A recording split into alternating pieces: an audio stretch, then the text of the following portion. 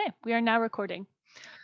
Welcome everyone to the second of our two-part landlord engagement training series this year. My name is Eli Hamilton, and as most of you, if not all of you know, I'm with Homebase. Homebase partners with HSA to provide trainings like this. I'll be helping to present some of the content today, and I'm joined by my colleagues Lily Harvey and Bila Lindner, who are waving at you. And I'm going to pass over to Brian for a quick intro. So thanks, Eli. Hello, everyone. Hi, Home. Brian Eggers from the county's Human Services Agency. And as Eli stated, we partner with Homebase for community trainings. Homebase also provides some technical assistance for some of our homeless service providers. I see many faces on here that were at the part 1 training and a couple new faces. So thank you for being here. Thank you to your agency for supporting you to be here. And just a huge thank you for everything that's your agencies do and that you all do. You have very difficult but needed roles in our community. So thank you on behalf of the county. And yes, we look forward to future trainings with Homebase as well. So please look out for future emails that are coming your way. So thank you for being here, and I'll pass it back to Home. Thanks, Brian. So we focused in our first landlord engagement session on that initial engagement with landlord, from sort of selling the landlord on a project, which involves really listening to the landlord's needs, listening to understand what is this landlord looking for, what is going to be the lever, the selling point for my program, for this client, for this landlord. And we also talked a little bit about some of those early in the relationship hurdles that we sometimes hear are challenging for working with landlords, like HQS, lease terms, housing first, stuff like that. This training is going to focus more on the ways that you all build strong relationships, ongoing relationships with landlords, and maintain those relationships. We're going to talk about how empowerment of every party to a relationship is really important to the strength of that relationship, to the extent that you have tools to help the landlord and the client and you feel empowered in the relationship. That's going to be helpful. We're going to talk about those ideas. We want to dig into some of the things that we know and we've heard contribute to long-term, strong landlord relationships. And we have designed this training to focus on you all sharing with each other some of the things that work for you, maintaining those relationships with landlords. So we will, at a couple of points, be stopping to ask you to share with each other what are your experiences, and particularly, what do you do that works? And I want to encourage you to share even things that you see as small or obvious. They might not be small or obvious to everyone, and it is always helpful to get out, all of the tools that we're using, so we can sort of record your community toolkit. We'll be talking, as I said, about building and maintaining relationships.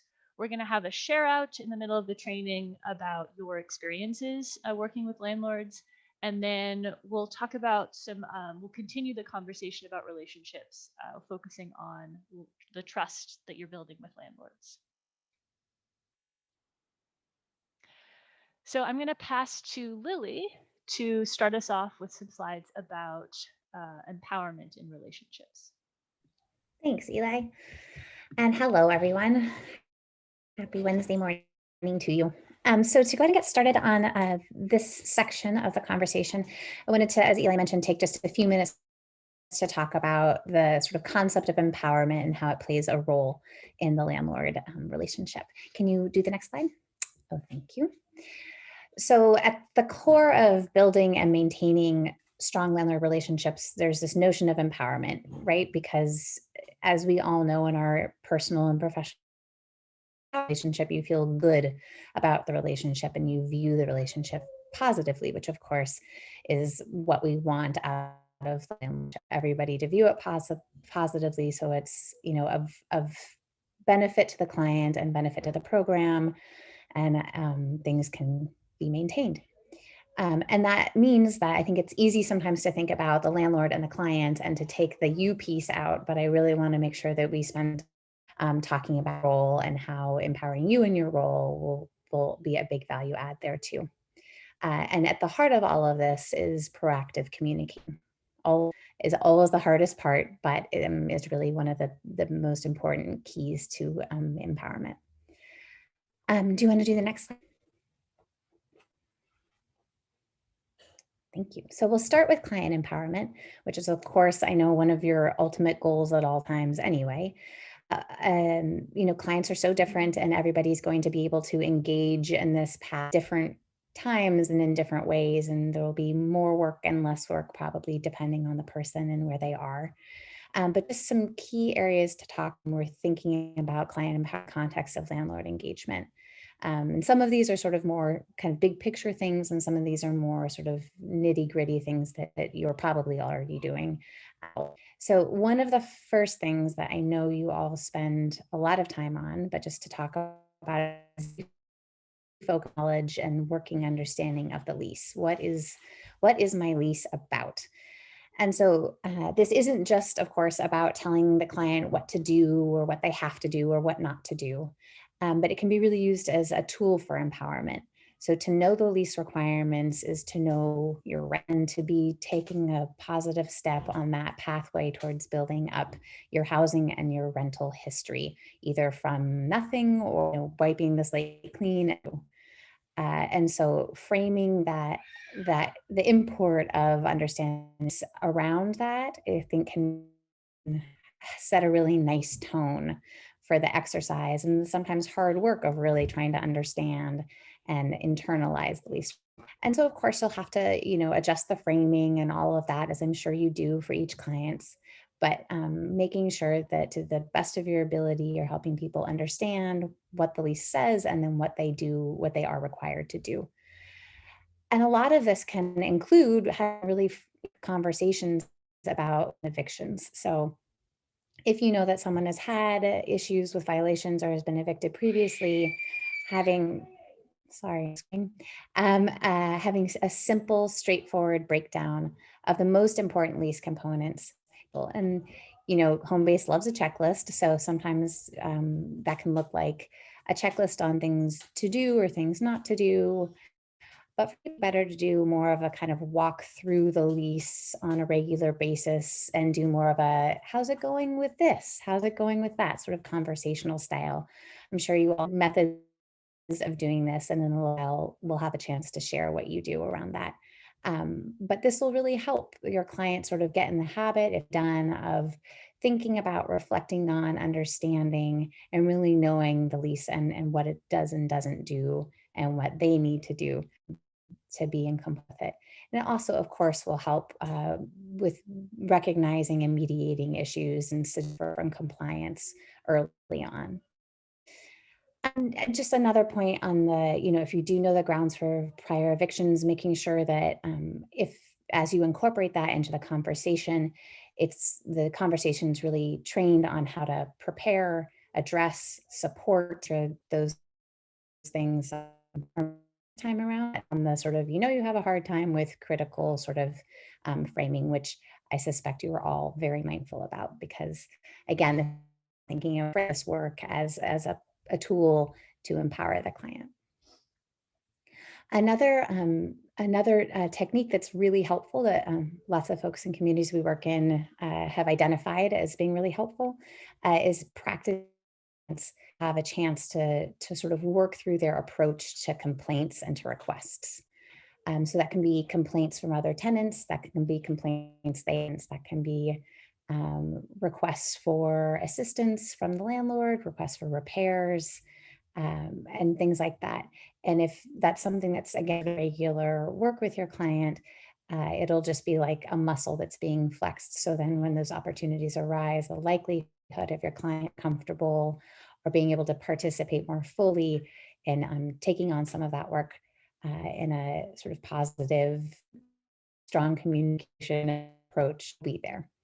And it's also important, I'll mention this again, but providing basic understanding and resources around tenants' rights can be really helpful sometimes. Again, it depends on the client and where they are, but just knowing that there are people who understand the between landlords and tenants can be complicated, and that there are resources out there for them can be really helpful around this as well.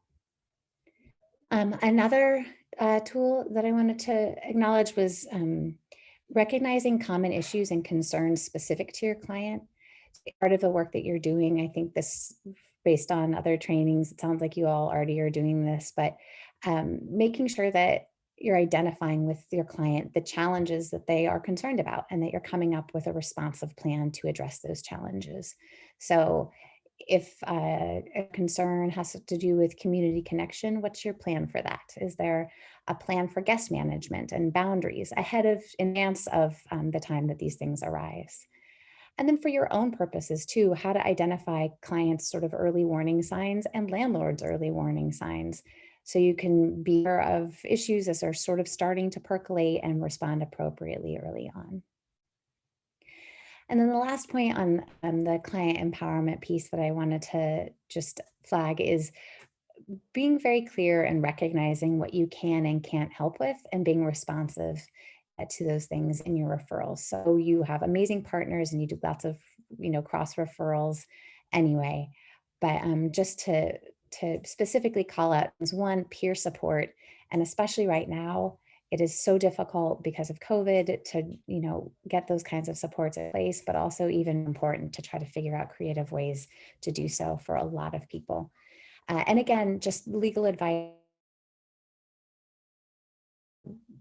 Nobody on this call has to be, a tenants' rights attorney or, know the code inside and out, but there are resources, really fabulous ones that have been named in work groups and in prior trainings, and will continue to be, I'm sure, of folks who can help provide resources, whether it's, information packets that people can take, or a call line, things like that, where if people have questions, they can make use of those things. So don't be shy about making those connections of referrals when people need them and when they're able to utilize them. And again, all of this, I think, ties really nicely into, just keeping all of your practices very, housing first and housing choice oriented. All of the empowerment, all of this work that you guys are doing to make this a positive placement for people, it doesn't have to be forever. This is the beginning of a new start in one's rental history. And so all of the work that goes into clients sort of practicing and learning and being familiar with their lease and being responsible for understanding their rights and the rights of others can all lead towards that. It's all a part of that journey. And I think anytime, coming back to that framing can be really helpful for clients. You want to do the next slide, please? So next, landlord empowerment. So often landlords will feel more seen and more looped in and more empowered if they're not having to chase you or your client down for information or for issues. And so to the extent you are able to help them feel comfortable and help them feel like their needs are being met in this regard, the easier and smoother sailing things will go. So a piece of this, I think, is letting the landlord be comfortable with who they are. So as we sort of practiced in our role plays in the first session of this training, landlords are motivated by very different things. We had landlords in our role plays, some of whom, were just very focused on the property, some of whom were concerned about, people coming into what felt like their home, what was their home. So people can be coming from very different places, the landlords can be. Some can be very socially conscientious, some can be very bottom line driven, some can be a combination of all of the things. But as you're engaging in direct outreach, being observant of these things and being mindful of these motivations and tailoring messages responsively can be really helpful to in the effort to make the landlord feel comfortable being able to be open about sort of what their needs are, and just can cut out a lot of unnecessary communication and sort of effort on your end too, just to make sure that you're really hearing what they feel is really important. And like more available you can make yourself to the landlord or to give them that feeling, the better. Another thing that's really helpful that can help the landlord have an empowered experience in this sort of triangle landlord relationship is making sure that, like the clients, when you have available resources that would be helpful to the landlord, making those known when appropriate.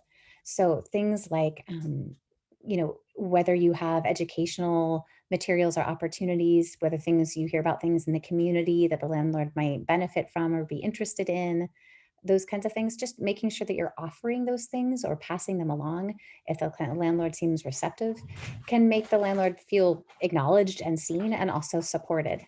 Um, Most landlords will be familiar with landlord associations, small ones, big ones, but not all of them. And so if you are familiar with those in your community, or you hear about things coming up, it's never a bad idea to just pass those things along or make them sort of part of your ongoing conversations with the landlord.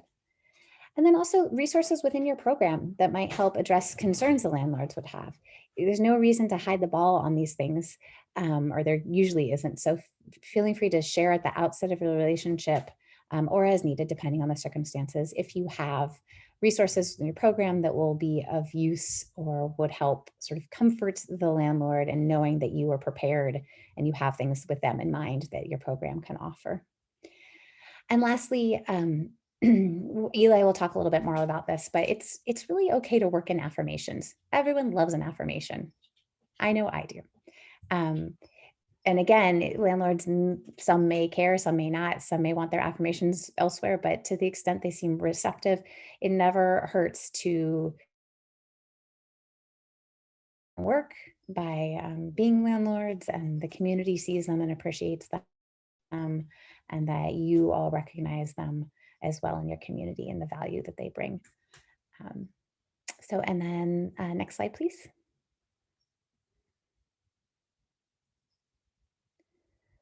And then last but never ever least, provider empowerment. You too exist in this scenario. So one of the primary things I would say about provider empowerment is just being very open and comfortable in talking about your role and what you're bringing to the dynamic. So being housing first up front, I think it's really important to make sure that your messaging to the landlord is consistent with housing first and the realities of your programs and what your programs do and don't do and who they do and who they serve. Not trying to sort of hide any of that and being as comfortable as possible with it. So that comfort then is sort of passed along. It's and along those lines, it's important and healthy to be able to express to the landlord what's important to your program and to the community, to make sort of the expectation, things like, opportunities like working with the landlord, the norm and not the exception in the community, and how you are committed to making it a positive experience, the contours of your program, all of that stuff, and your ability to sort of comfortably and simply articulate that to the landlord will help put them at ease with some of those realities as well. And again, this is sort of like the affirmations, but it's I think a very good practice to say to landlords that you're there because of your dedication to your client, but that you cannot succeed without open communication and a positive relationship with the landlord. So they both know, are reminded of why you're there, and then also the outcome that you're really committed to seeking for the benefit of everybody involved. Sometimes I think it can be really useful also to revisit and frame your role to the landlord and the client, because you're sort of in this intermediary position by virtue of your role. And so sometimes checking in with your client about why it's important for you to reach out to the landlord and to be in good communication with the landlord and clarify that. So sometimes I think it can start feeling hard or challenging, and I'd be interested when we do our activity to hear if you've had any experiences with that being hard for clients, and why it's important for you to be super responsive to the landlord and to get right back to them, and also for the landlord to know why it's really important for you to be super responsive to your client, that this isn't like a you're taking side situation, but that your job is to help make sure that communication stays open and that information is flowing freely and that things are addressed in a direct and expedient way. And again, I think Eli is going to talk about this a little bit later too, but being very clear with everybody about what you can and can't do There are things that you can't share. There are things that you can't delve into. There are things that wouldn't be appropriate for you to share with the landlord, things like that. And just being very clear and comfortable with that will help communicate those boundaries and also put everyone at ease. And then the last thing, the cross-agency provider support and collaboration, just to remind, as we often have a chance to in these trainings, just that you are not at all alone. Sharing with each other in work groups and in trainings, by picking up the phone, doing all of the wonderful things that I know you guys are already doing, is a huge piece of working through, difficult conversations or difficult scenarios, and is really a piece of your ongoing professional education and a chance to really um, help others with their professional education. So a difficult landlord conversation does have, that's the silver lining, I guess. You have a chance to learn from it and to share what you've learned with others. So we are now going to do an activity. So I don't know, some of you may be familiar with Jamboard. Some of you will be using it for the first time. Basically, Jamboard is a tool that allows us to do what I wish we could do, which is be in the same room and have a big piece of white paper where we're writing up ideas together. But since we cannot do that, Jamboard is a virtual whiteboard, and there are Post-it notes and ways to write on the whiteboard. So in just a few minutes, there's going to be a link that shows up in the chat. And once it's there, you can click on it and it will take you to a board. A board.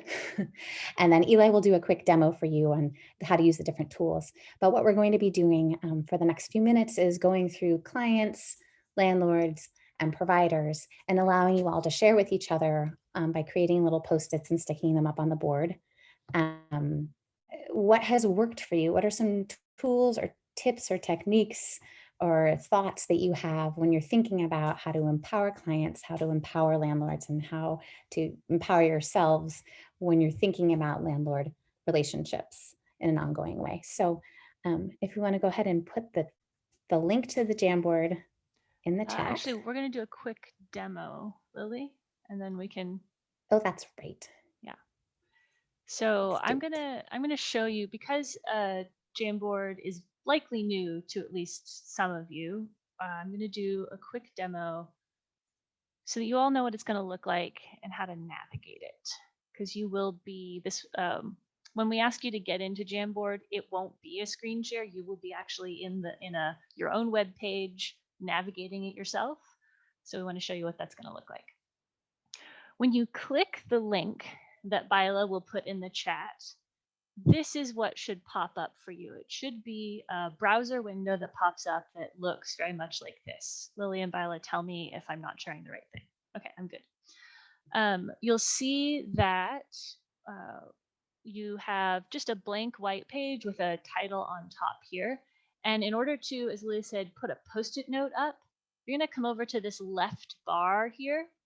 And there's one icon that says sticky note when you hover over it. And it kind of looks like a sticky note. If you click that, it's actually super easy to write as much as you want on this note. If you click save, it's going to post it to the board, right? You can write another one, or you can step back and watch what other folks are posting.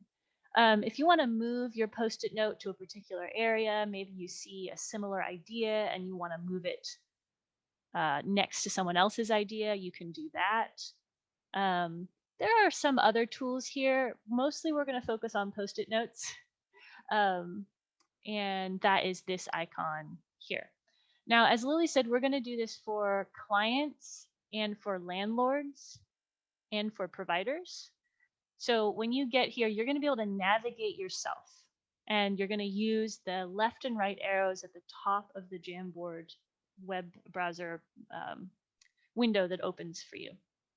So when Lily says, all right, that's great ideas about client empowerment, let's move on to landlord empowerment. Go ahead and click that right arrow.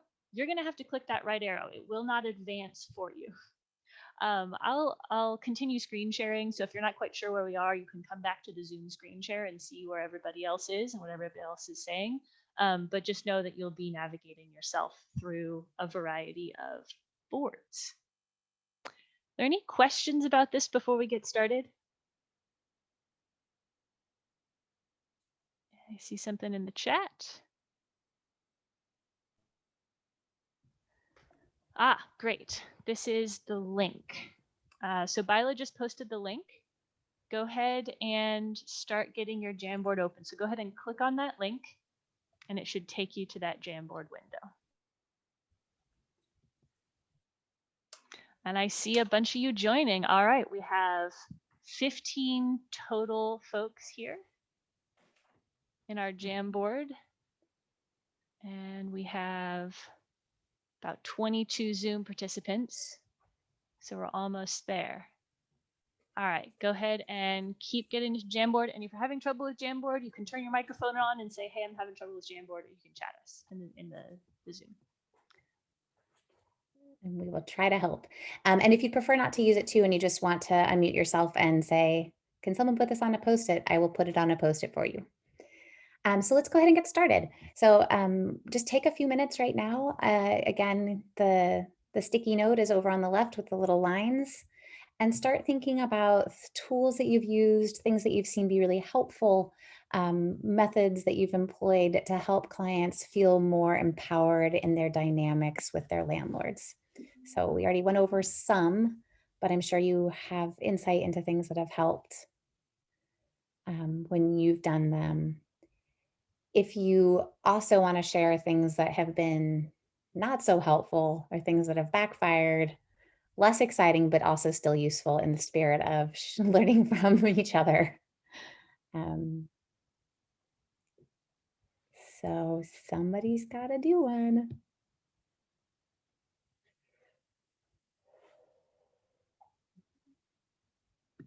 Well, hi, I'm new. Welcome, I'm new. Fair enough. So you stand to benefit the most. So less new people, help this lovely new person out by sharing things that you've done. I'm going to share one that I have done. When I did client-facing work, practice was a huge thing, which I know we talked about. But practicing scenarios really helped people. And I'm seeing a client landlord introduction. Yeah, making sure Great that one. you can facilitate that introduction between the client and the landlord and be a support for that. Mm-hmm. I'm seeing review the lease and confirm understanding. Definitely at the heart of all of this. Mm-hmm. There's another plug for the lease, role playing.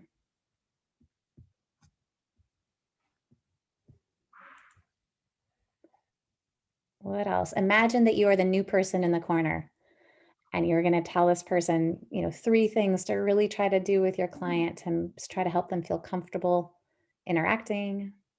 Mm-hmm. It's another good one. Legal services, that kind of support. Yeah, and I like that you included knowing when and how to refer to legal services for landlord tenant issues. When is that helpful? When can it be helpful just to get more information about a tenant's rights and responsibilities? When can it be helpful to get some actual legal support, advocacy? Yeah. Great. Serving as mediator. Mm-hmm. See, communication, 0 pressure on the spot, but if the person who put communication has anything else to add, you can unmute yourself and tell us a little bit what you have in mind in particular. You can throw it up on your note too.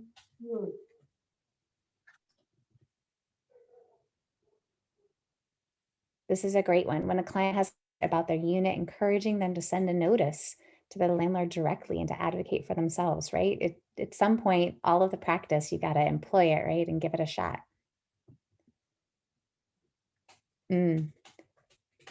Payments and how they're processed when paying rental arrears. That's great. That's something that we did not talk about already. But certainly that being educated and familiar with that can be, so it's not this like thing that is happening around you, but you actually understand what's going on. Formal processes for repair and maintenance, great one. And any formal processes, I would say, again, so it doesn't feel like something's just hanging, swirling around you and sort of out of your control, but to really understand the process and understand your part in it. Staying in contact with the landlord. I'm scooting people's notes around so we can see them, but feel free to move them.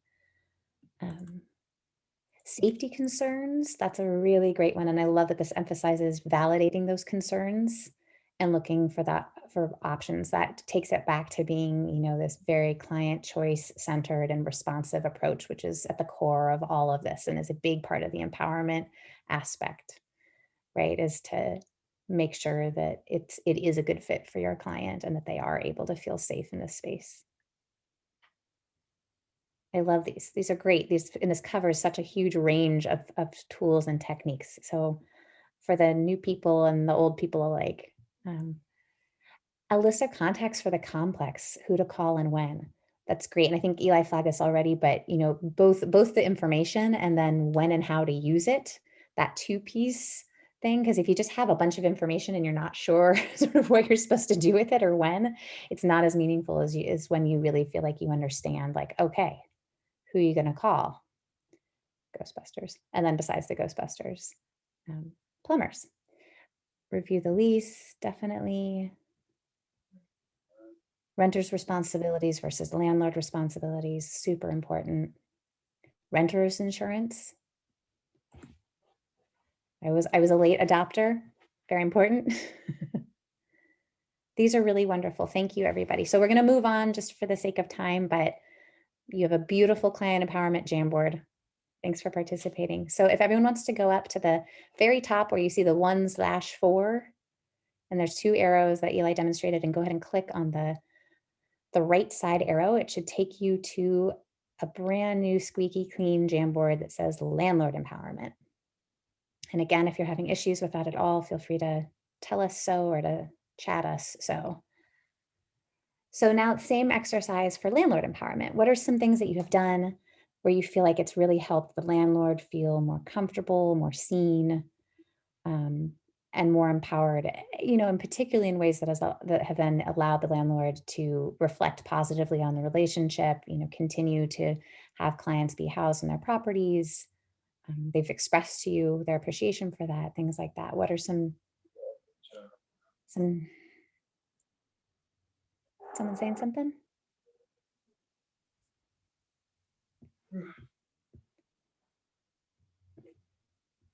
I like this color changing one. Open communication and contact with a case manager. Absolutely. Just being available and having it be a comfortable, situation where the landlord knows how to get a hold of you and can just check in with you. Really important. I really like this one. And I like, the COVID aspect of this.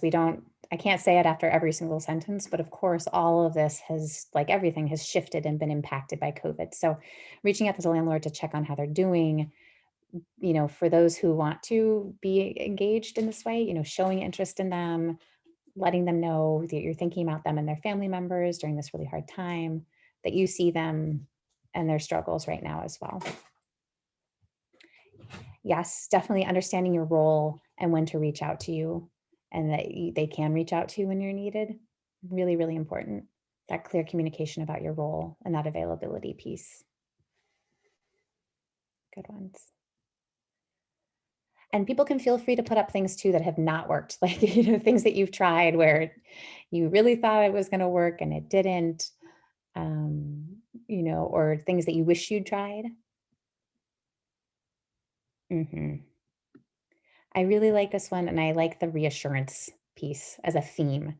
Just, I hear you and we will take care of it. I hear you and we will address it.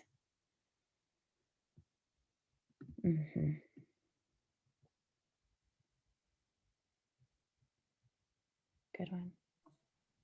And I also want to recognize that in some cases, landlord empowerment is like, there are ways that landlords are already empowered that we may not want to encourage or amplify.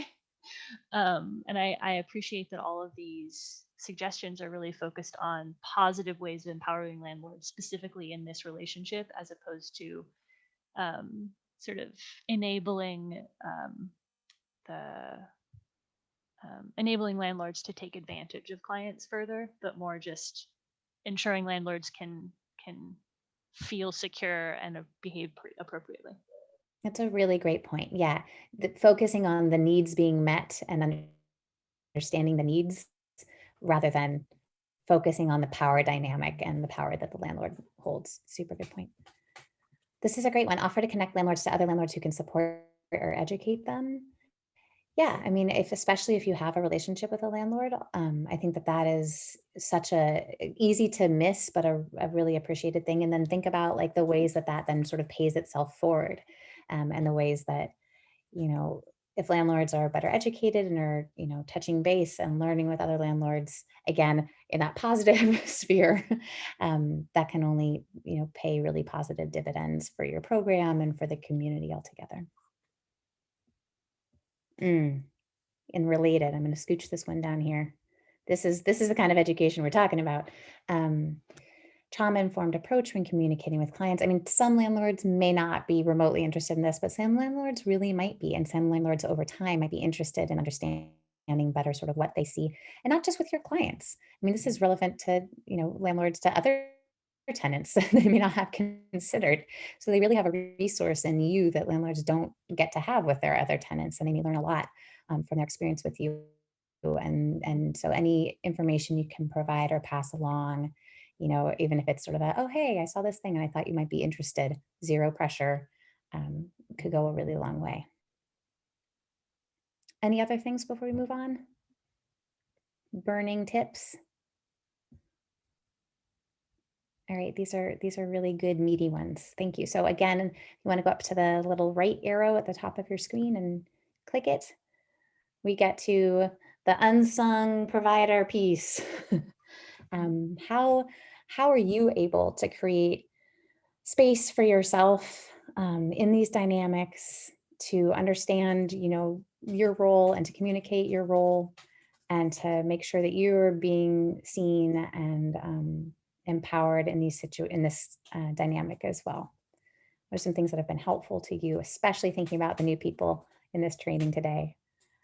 How do you not lose yourself, and how do you communicate clearly with the other players about who you are and what your role is?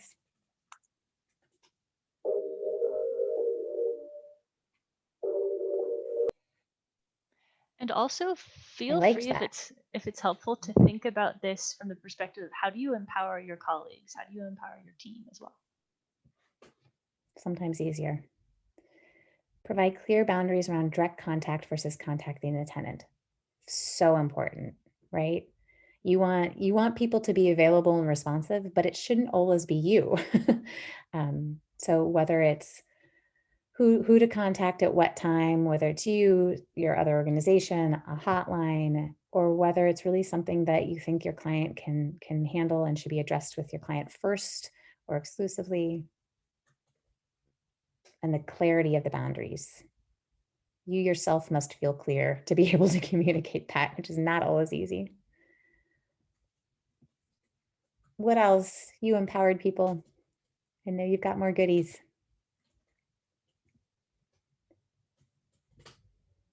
What about, so I mentioned this earlier. Have you ever had experiences where you have a client who feels a little bit uncomfortable with sort of how often you're checking in with a landlord, or it starts feeling like a taking sides sort of thing that can be kind of team splitting in a way? Has that ever come up? I know that came up for me sometimes in the past, but I don't know if that comes up for you all. And if it does, how do you deal with that, or what helps address that? And if it's not an issue, that's great.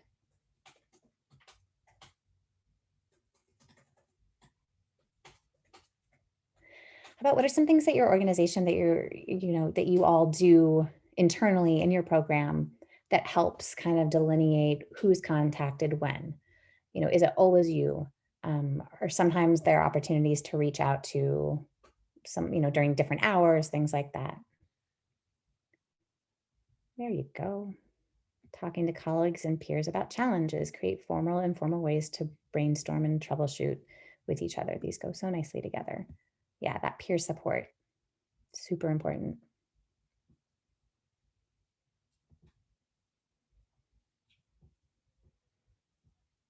Anything else?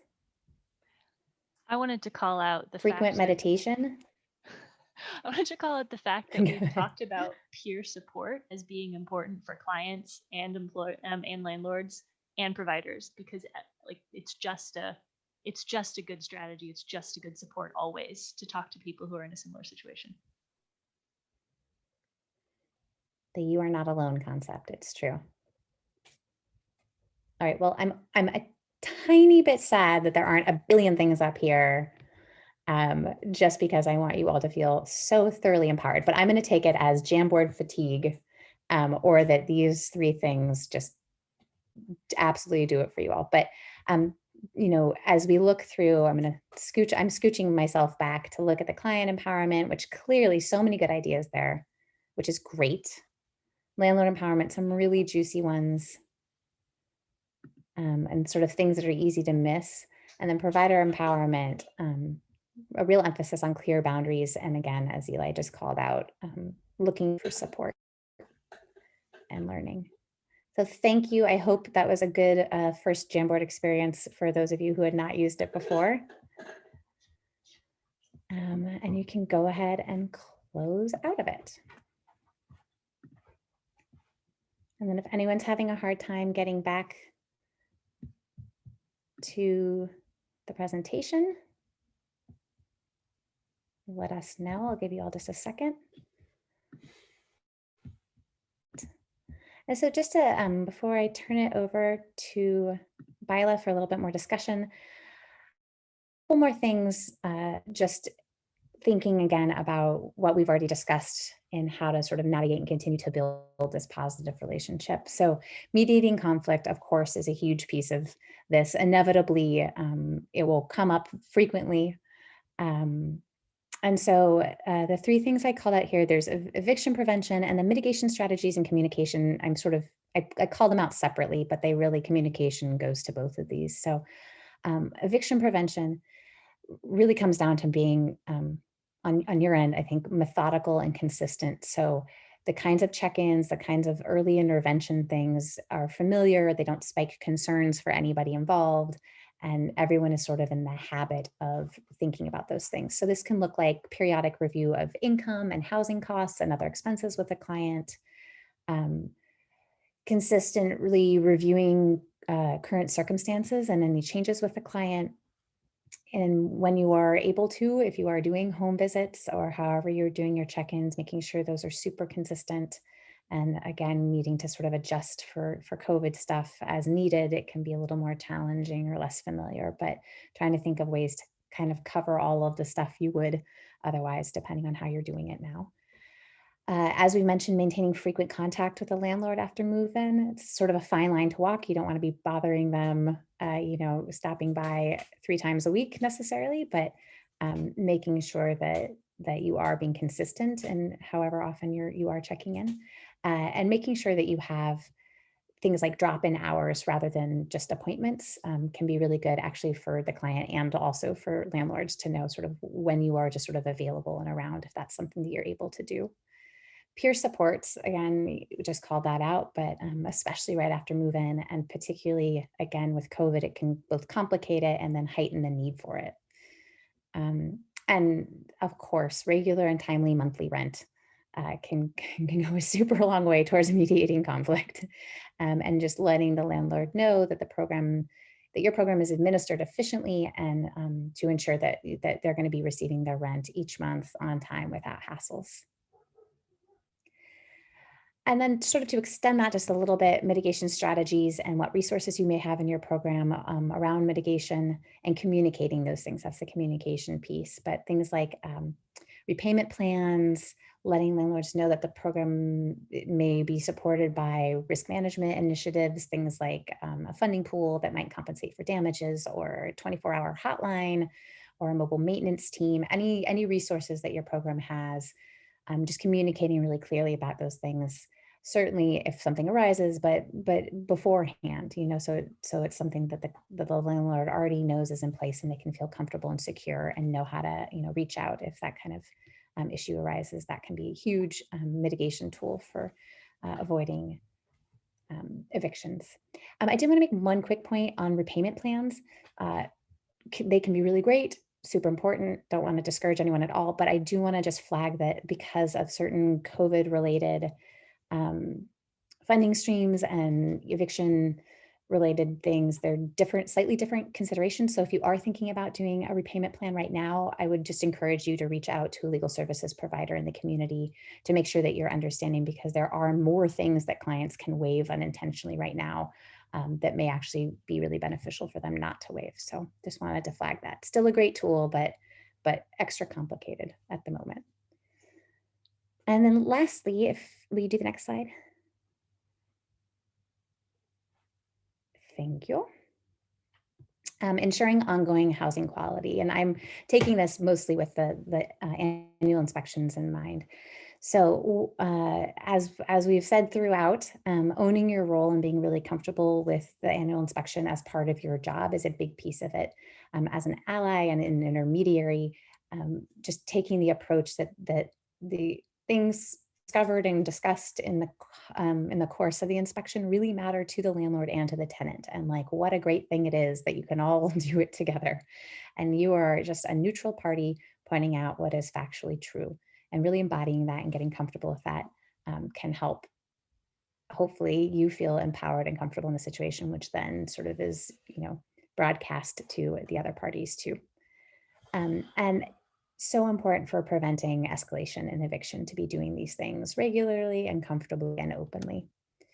Emphasizing mutual goals and having a positive approach to them. So again, being comfortable, this will make everyone comfortable with it, but things like privacy, habitability, how the inspection is planned, how it goes down, all of those things really matter. And there are, laws and other considerations, policies that sort of govern how those things are done and what kind of issues arise and how they need to be addressed.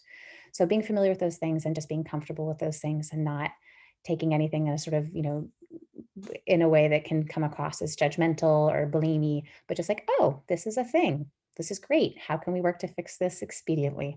That sort of attitude can be really a positive approach to those mutual goals. So, and hopefully your client will feel empowered by seeing that, and the landlord will feel comfortable addressing things in that way. And then lastly, just to say, preparing your client, I think my impression is that you were all doing this already, but just to note that prepping clients for annual inspection like you would the initial one. So really good practice to make sure that this inspection is on your radar so you can do it in a timely fashion. This is something that we've seen in other communities a fair amount, is just having things get kind of pushed by accident, just having it not get started early enough. But we really encourage people to start the process a couple months out so that the communication and scheduling is as easy and stress-free and fluid as possible for everybody. So again, then it just comes down to management of expectations that the landlords do need to fix the things they need to fix, that your client can fix things that they need to fix, and if possible, do a pre-inspection inspection if the client is up to it. Because as you guys flagged early on, preparation, especially with your client, is going to be really, really helpful. So with that, I will turn it over to Byla. Hi, everybody. So we wanted to take a quick break from the presentations to touch base with you all and give you an opportunity to share some of your experiences. So we have some questions for you guys. So what I'm going to do is I'm going to read through each question and pause. And if you guys want to chat your answers, that's great. Or you can also unmute yourself and just answer them out loud. So the first question that we have for you is, what is the biggest challenge you experienced with a landlord after housing a client? So we're talking about things like preventing eviction, mediating particular issues that can come up, with the client, landlord-client challenges, stuff like that. So we'd love to hear from you guys. What is your biggest challenge?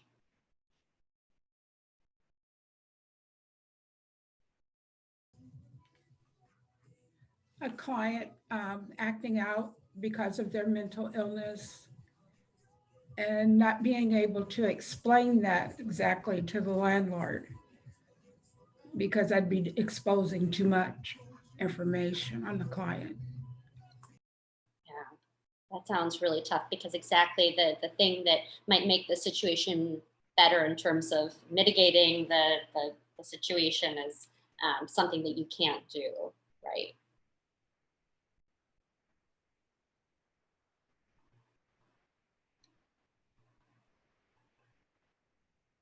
Anyone else want to share the biggest challenges that you have with landlords after housing clients, or a big challenge?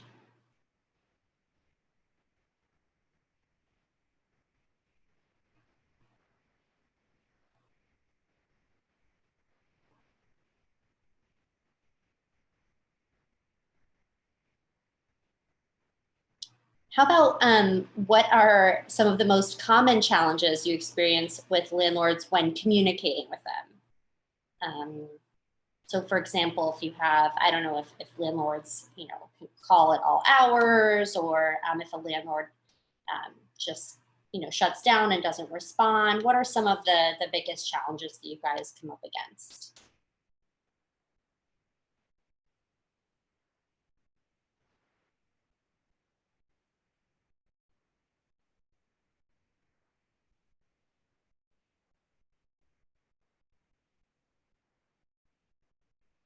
Or do you have no challenges at all communicating with landlords?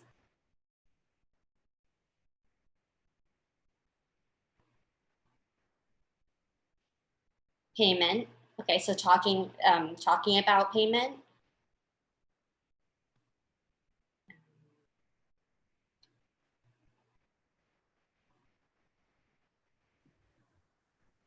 Is that something that comes up for other people too? Issues around payment and how to communicate with those? Remember, there are people who are brand new to this job on the line. They need you right now.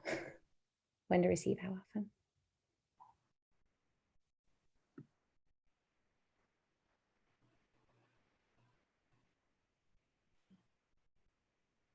So how do you address those challenges with landlords about when to receive payment and how often?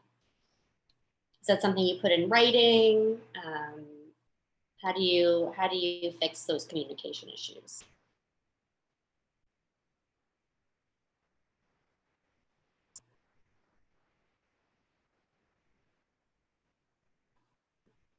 While you're thinking about that, I'm going to move on to the next question. So if a landlord has ever gotten really upset with you or a client, how did you handle it?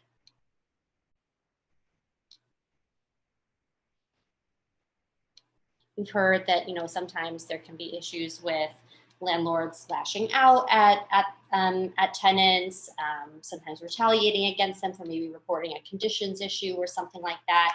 If you've had any experiences like that, how did you address it?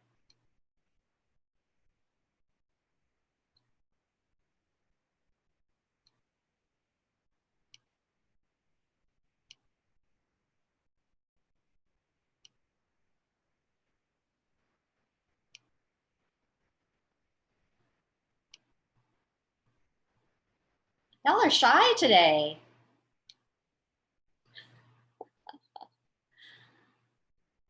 Quiet, shy. All right, well, if something comes to you, just feel free to chat about it. We'd love to hear from you. Hello? Yes. Sorry. So I've had a landlord get upset. I think what I ended up doing was just really just trying to get the landlord to kind of validating their feelings, but also trying to get them to calm down. I offered kind of a neutral space for us to discuss what was going on without the client first, because it seemed like they were kind of feeding off of each other. So instead, I kind of removed the client and just kind of had like a one-on-one with the landlord first. And then when the landlord was finally able to really kind of stop and think about the reaction, then we brought in the client and were able to kind of have a sit down and discuss what the concerns and moving forward, just really laid everything out, almost, if you must, like kind of kindergarten level. Well, it was like, hey, A, B, C, and this is what we're doing. These are the steps that we're going to take, and everybody's going to agree. There was another time, I think, that I did bring in my supervisor only because I offered that kind of like, if the landlord wasn't willing to talk to me anymore, I said, okay, well, I definitely don't want to lose, the relationship. I definitely don't want to lose the landlord. So I offered to bring in another party that maybe was fresh to the whole dynamic. And the landlord seemed to be really receptive to that. And then eventually came back around and was willing to work with me once again. That's awesome. Thank you. And we also had someone in the chat box saying, offer to be the point of contact communication on behalf of the client. So sort of similarly, getting in there to be an intermediary if things are getting a little bit too heated between the client and the landlord, I think. Anyone else?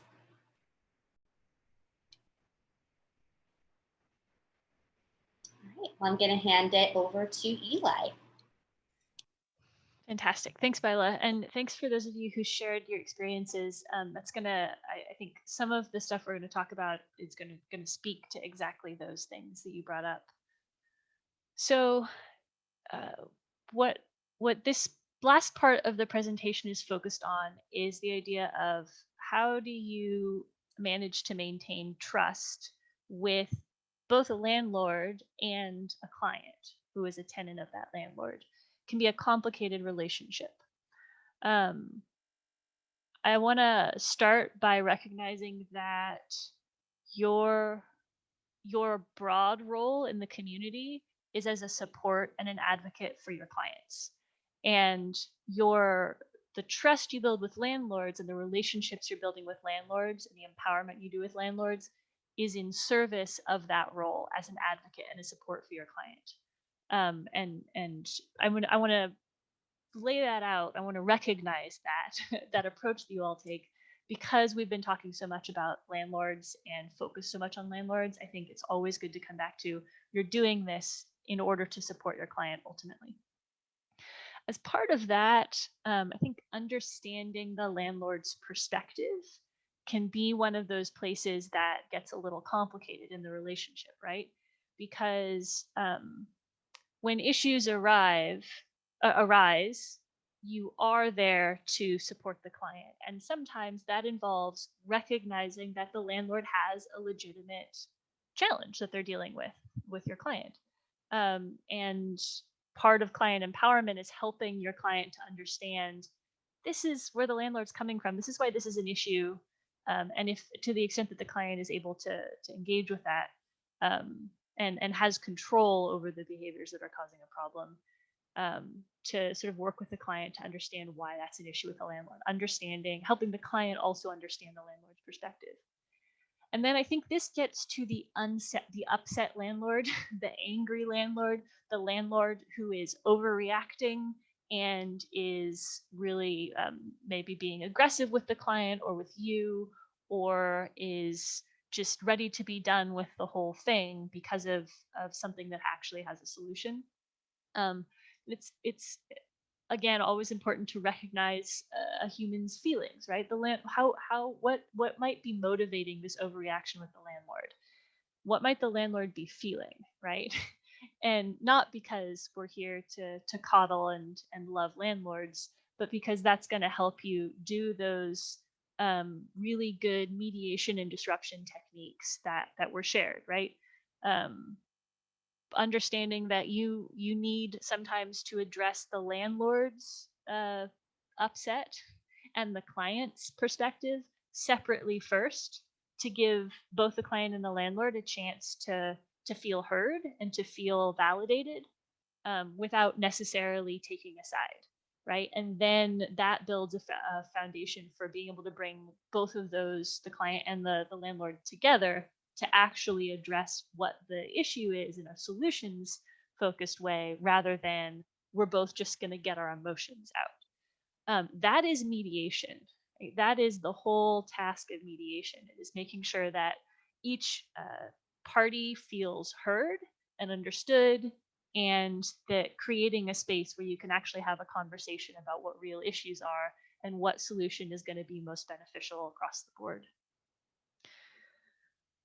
Yeah, and again, the part of this that this slide is about is just recognizing that landlords are human beings. They are tired, they are stressed, they might be worried, they might be scared, they might be worried about, not physically worried or scared, but worried and scared about the impact on other tenants. They might be worried and scared about things they don't need to be worried and scared about. So just acknowledging those underlying emotions is important to help you figure out how to address whatever is going on. And then communication. This is something we've said a lot because it is so central to all of this. Every relationship is about communication.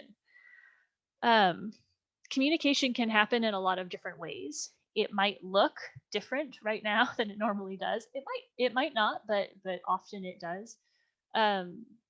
Remote communication, text-based communication, in-person communication, phone communication. It is all can be valuable.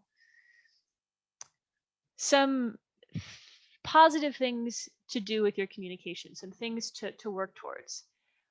Keeping confidential client information confidential. And this we touched on this a little bit in the first training with a really great example from a role play. And I also think that the example that was brought up in Bila's discussion section about client behaviors that are related to mental illness, that you really can't disclose that to a landlord, are great examples of when this comes into play, right? So this is an issue from when you start engaging and selling to a landlord generally about your program. What are you going to tell them about your clients? Are you going to tell them that your program is specifically to serve clients who've experienced homelessness? Are you going to use those words? That is a valid approach, and we always encourage not hiding the ball on that, being upfront about this is a support for clients who have to need support in order to maintain housing stability. But it is always also good to think about the words that you're going to be using. So does it make more sense for you to talk about the client population that you serve? Maybe we serve veterans who have experienced housing instability. We serve veterans that have a lot of barriers to being able to maintain housing, and we support them to overcome those barriers. Or we serve people in your community. We serve your neighbors who are having housing instability, right? What language are you using to communicate that about your clients? And making sure that you're not sharing too much upfront, right? So I think the most dramatic example is a program that serves clients with mental illness. You're not going to be upfront, when you're selling your program, saying all of our clients have diagnosed mental illness, and those might include X, Y, and Z. Right? That would be an inappropriate overshare. And not helpful, and not something the landlord needs to know. And that follows through all the way until you're talking about individual clients, particularly when you're talking about individual clients, right? Some of the things we talked about at the last session are if you are sharing personal information about a client that the landlord doesn't need to know, and that can include protected information like health information, can also include just any personal information about a client that the client may not be comfortable sharing, that the landlord doesn't need to know.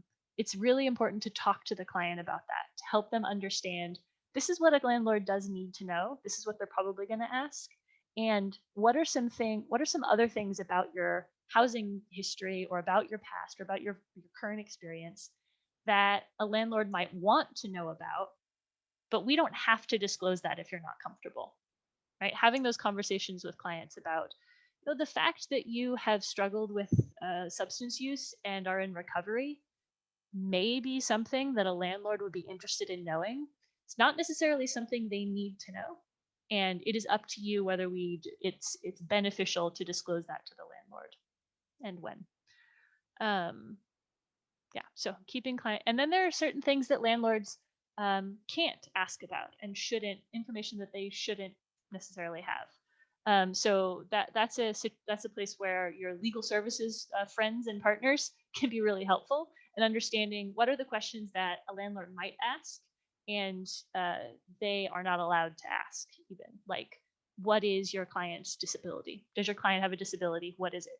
The landlord doesn't get to know that, and it's a violation of federal housing law for them to consider those types of things. Another thing I think that gets to the payment communication issue is we really encourage you to document communication with landlord. If you're having a substantive conversation with a landlord on the phone, which I know happens a lot, it can be helpful to you and to the landlord and to the client to make some quick notes, just summarizing, hey, it was great to talk to you. These are the things we covered, and these are the action steps we talked about, or this is a quick summary of the decision we came to, and send that over email to have it in writing so that you and the landlord and the client, if they're involved, can all reference back to that. That can be helpful with talking about payment communication, just laying out, this is who you're going to get payment from, when, and how. We've agreed to this. It's in writing. If it's not in the lease, then it's in a written agreement, or it's in an email, and we can refer back to that. Some of these things we've talked about over and over again. So providing a single point of direct contact, make it clear so the landlord knows who to call. Having just for yourself, a regular schedule of times you're going to check in with the landlord. Oh, I haven't, like setting a reminder, I haven't checked in with this landlord in a month. I'm going to give them a quick call. But also keeping in mind that communication with landlords should be purposeful. There is much less value in just calling a landlord up to say, hey, I haven't talked to you in a long time. How's your life? There's a lot more value if you go through maybe conversations you've had with the client, other potential clients that you have who might be looking for units and be a good fit. Have a reason for contacting that landlord. But try to have a reason pretty regularly so that you can keep in touch. The landlord remembers that you're there. Providing after hours support. This just, even if that direct point of contact isn't available 24/7, because that would be unreasonable, having some sort of an after hours and weekend contact, even if those are different, just making really clear during work hours, call me. If you call me not during work hours, I'm going to respond a little later. And then if you want a quicker response during the night or on the weekend, this is your point of contact. And just being responsive, always 100% getting back to landlords. Things that we hear from landlords that are challenging, and also from providers. When landlords just forget your contact information. This is why that regular outreach can be helpful. If a landlord just isn't good at keeping track of things and they forget how to contact you, that has the same impact as if you never gave them the number, right? They're still in a position where they don't have someone to reach out to. So making sure that you keep that contact proactively. When there are emergencies outside of work hours with no one to respond, this can be challenging. But if you're able to provide an after hours and a weekend response to actual emergencies, that can be very helpful. Also goes back to that provider empowerment. What is an emergency and what are we going to get to when we start work on Monday? You can draw that line. We hear that sometimes a landlord will get a vacation away message for their point of contact that doesn't direct them to someone else. You know, when we're going away on vacation, we're wrapping up a lot of stuff. Half the time I forget to set my vacation responder until 6 hours into my vacation. If landlords were contacting me, that might be an issue for them. So setting up that alternate contact so your landlords have that net while you're gone. Because we want you all to take vacation. Please take vacation. And then a landlord doesn't get a call back. So again, 100% response rate. When they call, they need to know that you're going to be there. If I'm saying things that you wildly disagree with, you just pop that in the chat or unmute yourself. And finally, recognize and appreciate landlords. This can look like thank you cards. We've heard providers, programs giving out certificates of appreciation to their landlords. If you have the capacity, and this is part of your overall landlord engagement, having a public appreciation of some kind. We've heard landlords repeatedly in many communities talk fondly about landlord appreciation events.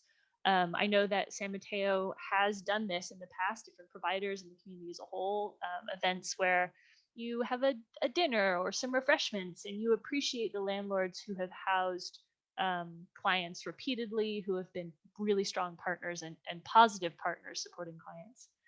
or doing that in newsletters. So I talked to someone in one community where they actually did some landlord appreciation in a landlord association newsletter. They were able to do that, and that felt okay. I know landlord associations can be a little fraught. We're not quite sure they're our strong partners, but if that feels appropriate, that can be a route so that landlords feel appreciated within their community for the good work they're doing. And then another piece of advice that we often see is if a landlord is motivated by feeling like they're contributing to their community, see if there are other ways that they can do that in partnership with your organization, right? Not with beyond just being a landlord. Are there ways that they can volunteer their time in the community? Are there ways that you can connect them to feel like they're contributing to their community and building their community in other ways that are beyond just serving as a landlord? That can really build the positive feeling about you and the positive feeling about sort of a collective work that we're doing to strengthen a community. Any questions, comments about any of that? Are there any of those points that you'd like to dig in a little further because you think they're a little more complicated than I made them sound? I'll give maybe 15 or 20 seconds to see if we get anything before we move on.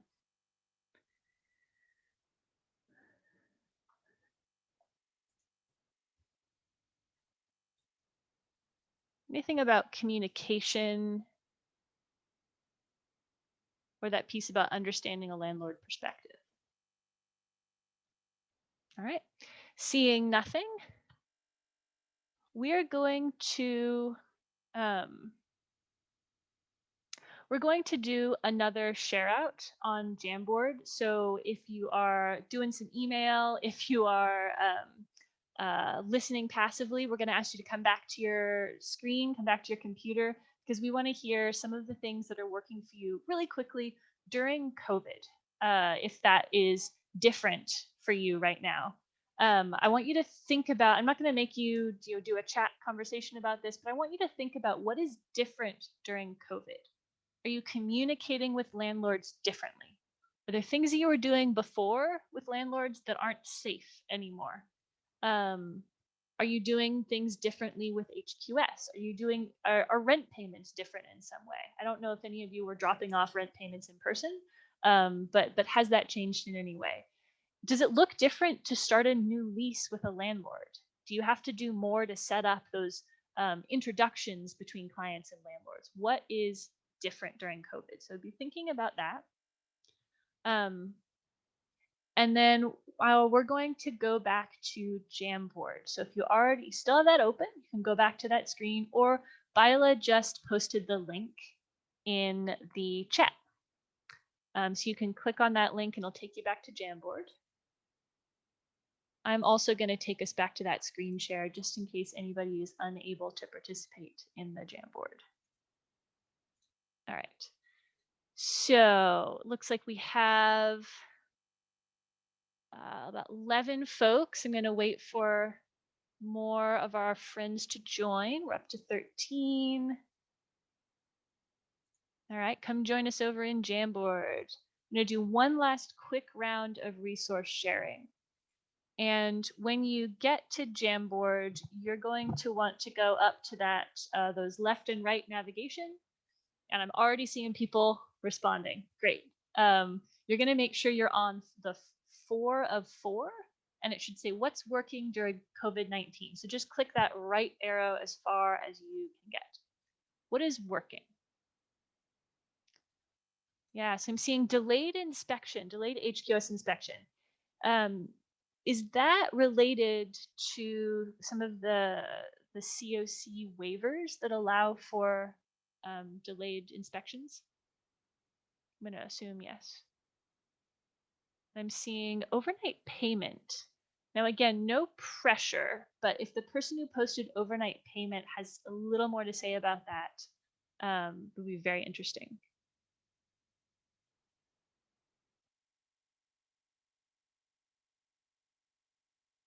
I'm going to assume that has something to do with being able to pay landlords quickly. So if you're signing a lease, being able to get them that rent payment immediately. Delayed evictions. Yeah. So understanding what are the implications of a delayed eviction, right? The positives for your client of getting a little bit more time, things you need to be aware of in terms of liability for rent, just understanding those COVID specific opportunities. It's easier to negotiate lower rent during COVID. I've experienced that as someone who has done my own housing search during COVID. A housing search I would not have been able to do any other time, that it is easier to negotiate lower rent right now. Yeah.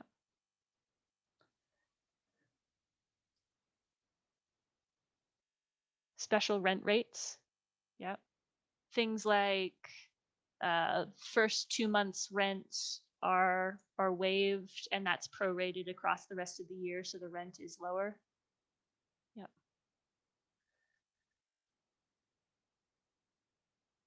Yeah. Is there anything that's working particularly well in terms of client and landlord communication, doing those introductions, making sure that they are also establishing a relationship that can be harder now that um, that people aren't meeting in person as much?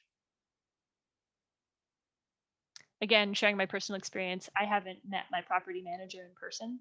And if I felt like I had an issue, I would have liked to have met my property manager in person. So are there things that are working well for you thinking about those landlord client relationships?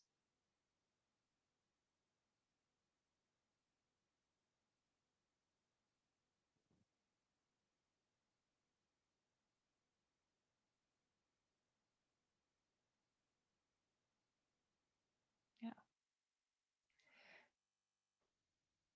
And I think this may be reflecting, thank you so much to those of you who have shared these examples. I think this is potentially reflecting that something that we've heard, that actually finding units is not harder right now. Finding units is easier right now in a lot of ways, and we'll see how long that continues.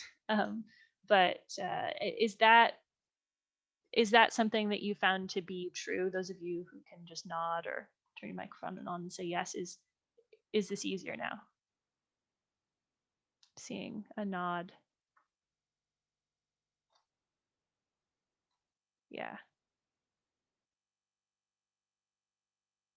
All right. Well, we love a silver lining, no matter how dark the cloud. Okay, so thank you. I want to thank you all so much for your participation, particularly your sharing your resources.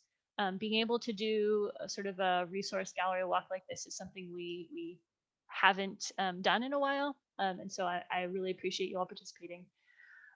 We will. So these Jamboards should be accessible to you through that link for a bit. I don't know that we'll keep them up for the next 20 years, but we're not gonna remove them immediately. So if you're that brave new person and you want to revisit these, they'll be there for you. We're also, so Bila's putting in the chat a link to our feedback survey. Please take a minute to click that link in the chat box and give us some feedback.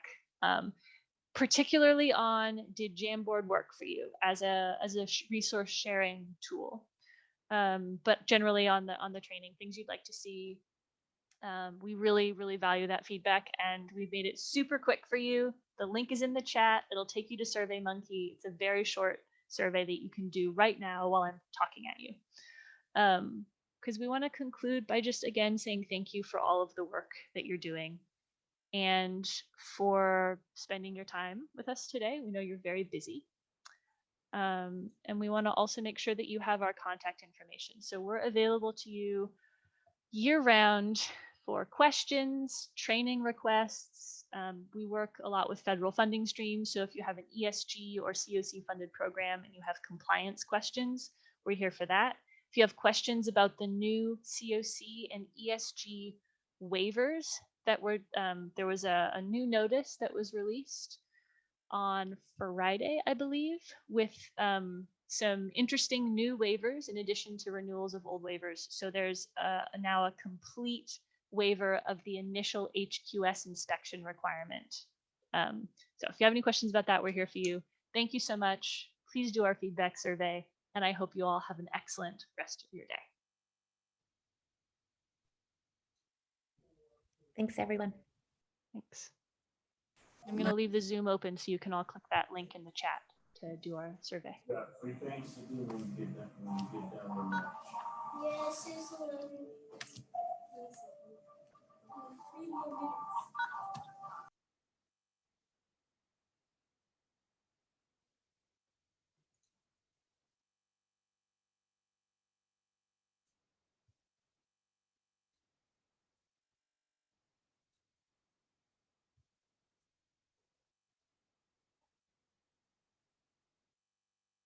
All right, I hope everybody's doing that feedback survey, and I'm going to close the Zoom.